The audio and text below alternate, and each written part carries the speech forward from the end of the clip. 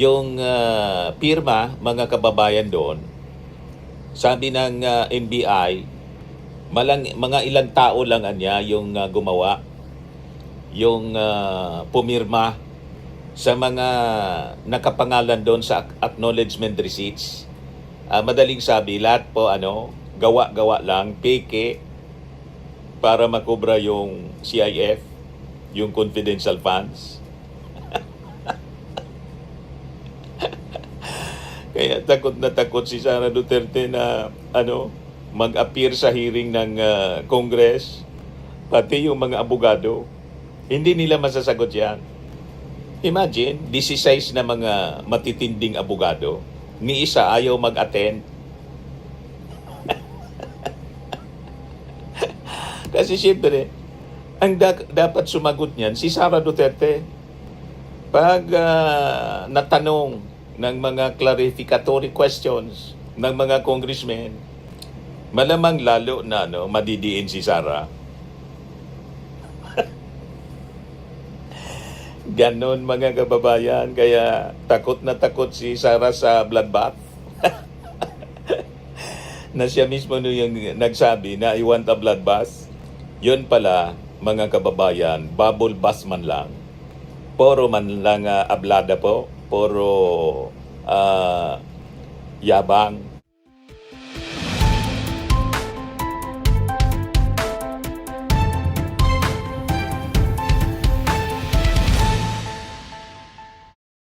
Hello po mga kababayan, si Dante Maravillas. May hamon mga kababayan si Manila Representative Benny Abante kay Sara Duterte, na imbes si Sara magpalabas ng mga statement sa media sa issue mga kababayan ng impeachment, ang dapat na gawin niya, umarap siya sa Congress. Kaya lang malabo siguro. Nasira yung branding nila mga kababayan na maisog. Di ba po? Hindi man pala maisog, duwag pala mga kababayan. Yan man talaga anya Mr. Maravillas, yung brand ng mga Duterte. Kahit yung tatay na naghamon na makipagdebate kay Justice Carpio. Si Baste, ganun din kay General Torre. Ngayon naghamon na naman si Baste kay Madriaga, kinol ni Madriaga, malamang umatras uli.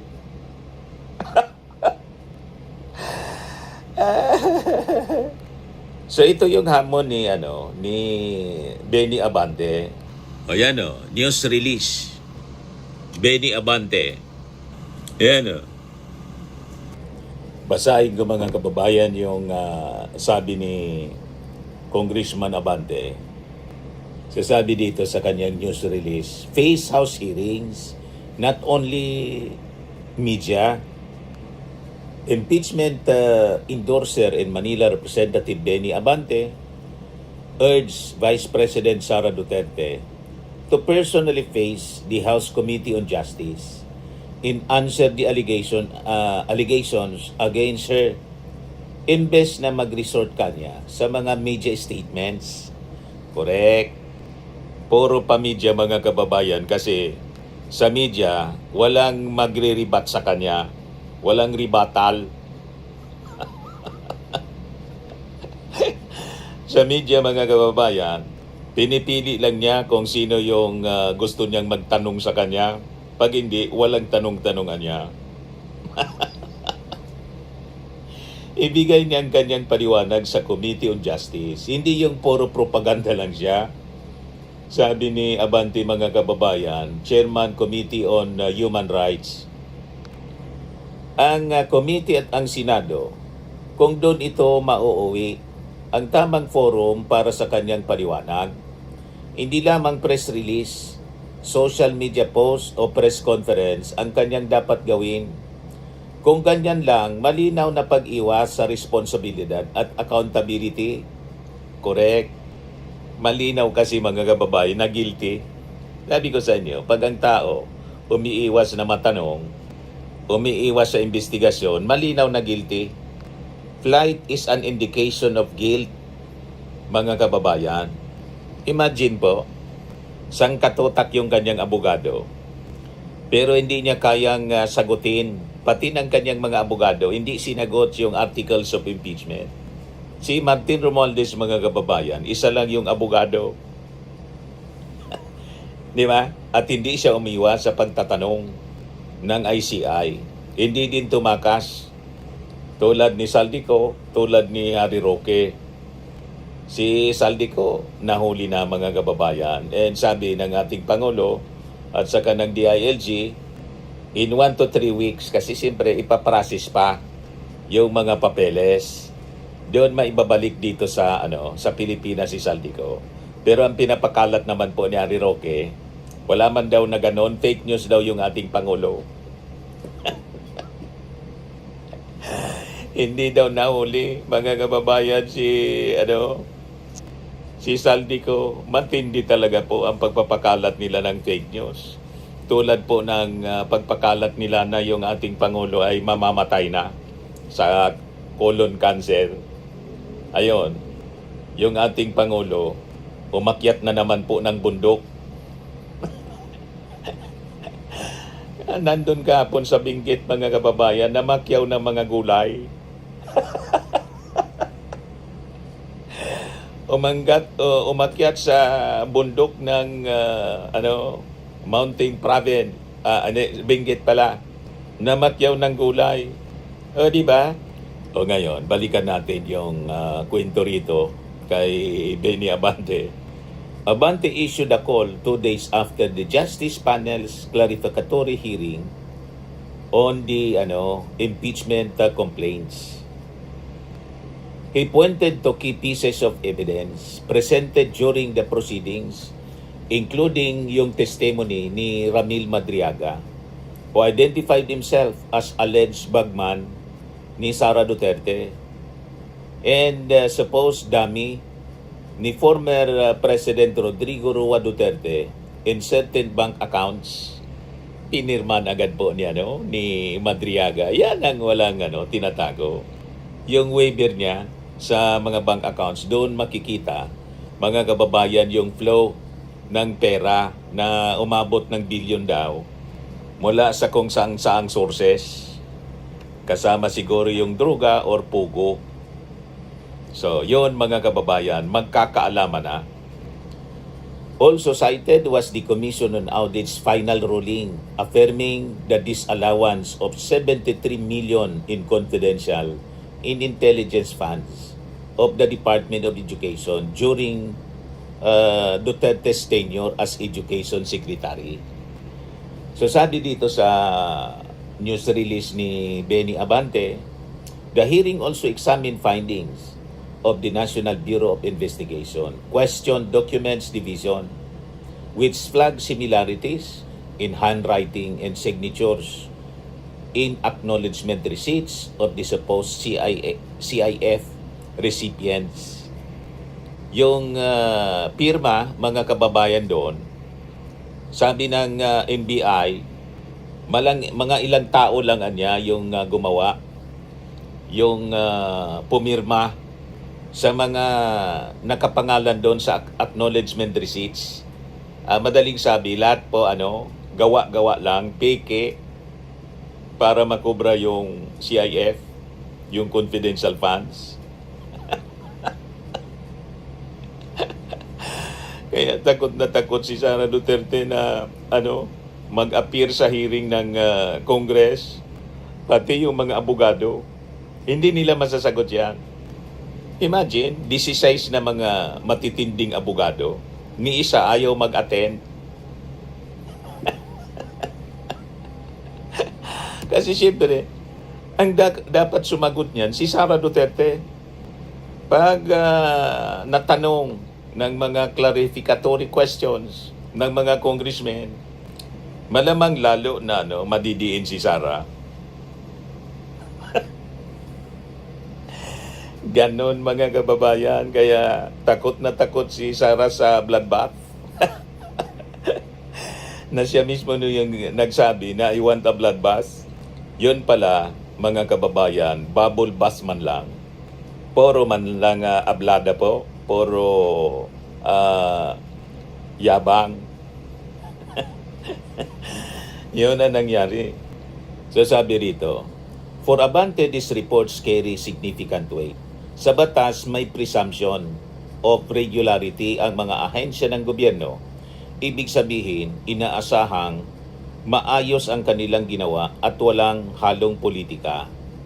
He said the findings point to irregularities in the spending of nearly half of the 125 million CIF released to DepEd. Basag na basag yung propaganda po ng mga DDS na ang sabi nila, walang red flag niya yung COA. Pinapabalik nga, denied. May notice of disallowance pala, mamamayat si Sara Duterte, pati yung mga opisyal niya. Pinababalik po yung pera ng bayan. May notice of disallowance. Kaya sabi ni Benny Abante, ang final disallowance malinaw.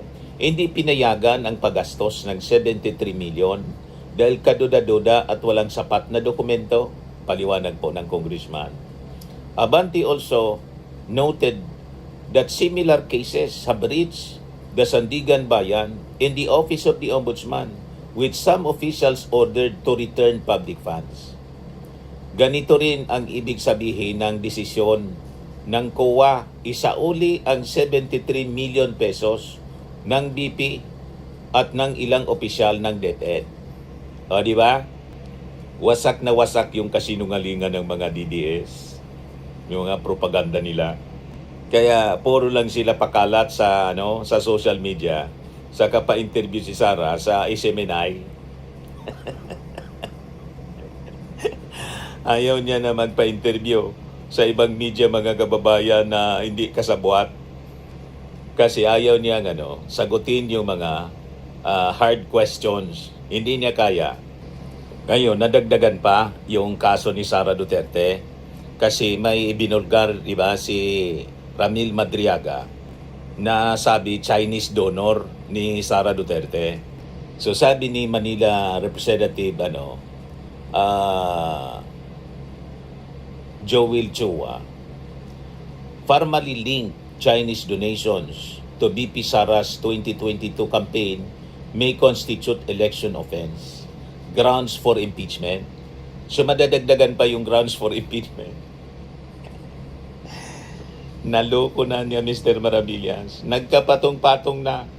Sasabi ni Chua, Vice President Sara Duterte may have committed an election offense if allegations that her 2022 campaign niya was partly financed by Chinese nationals linked to Farmally are proven true. Pag ito niya, mapapatunayan na totoo. If the allegations are true, Chua said, Duterte would have committed culpable violation of the constitutions since she took an oath to uphold it and abide by the laws enforced by constituted authorities such as the COMELEC. This would then constitute an impeachable offense niya. Kapag napatunayang dayuhan ang mga nag-ambag sa kampanya, malinaw na may issue ng culpable violation of the Constitution. Bawal kasi siya, yung foreign funding.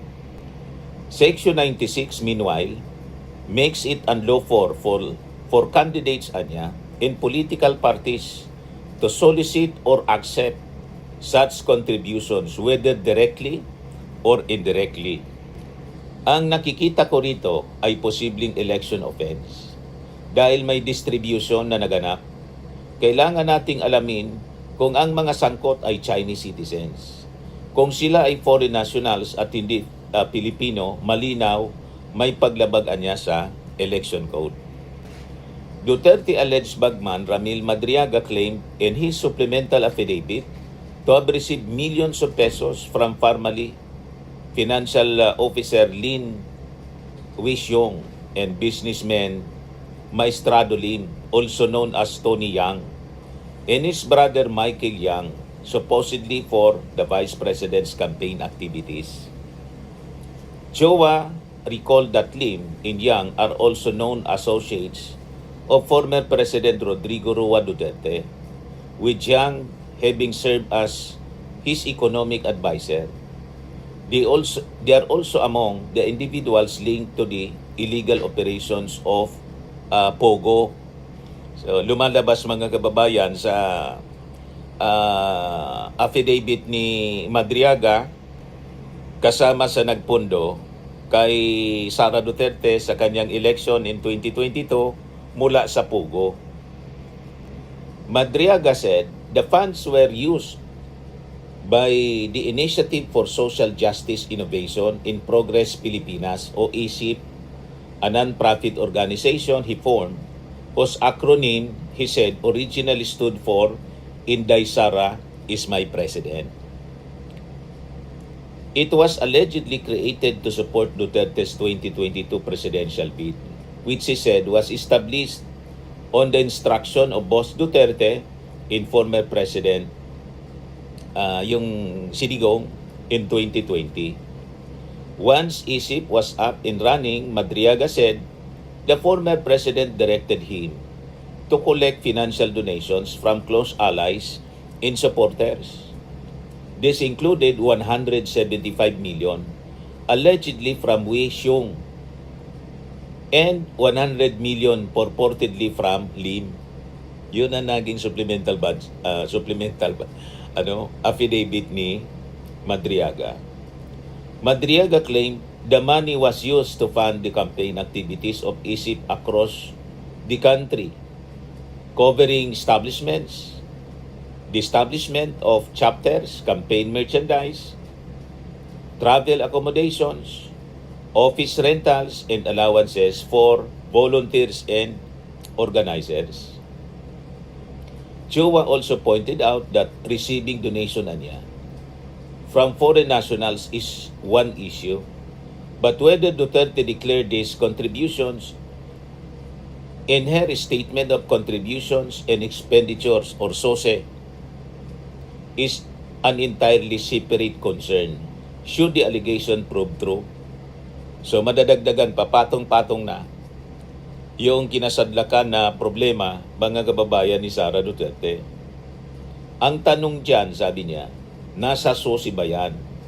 Kung tumanggap ka ng ganoong kalaking halaga, dapat malinaw at tumpak ang deklarasyon. Duda ako kung may 175 million mula sa Farmally na naka-entry sa kanyang SOSE. Yan ang kailangang linawin.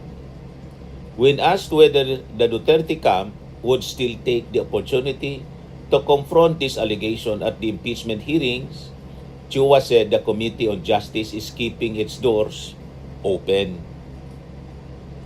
If the Vice President wants to submit an affidavit or any evidence she deems necessary to deny the claims, she may do so freely, and the panel will take it into consideration. Mag-submit sila ng mga affidavit o anumang ebidensya na sa tingin nila ay makakatulong sa kanilang panig. Tulad ng sinabi ng chairman, hanggat hindi pa tapos ang hearing, bukas ang committee sa pagtanggap ng lahat ng ebidensya.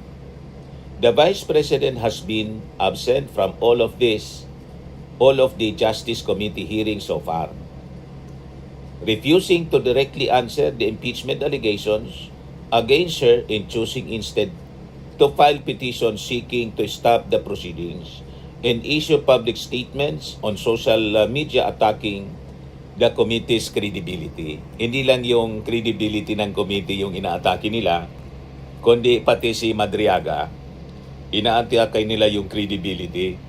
Ang maganda po na dapat gawin, i-confront nila si Madriaga doon mismo sa justice panel ng Congress. O kung hindi, siyempre doon na sa trial.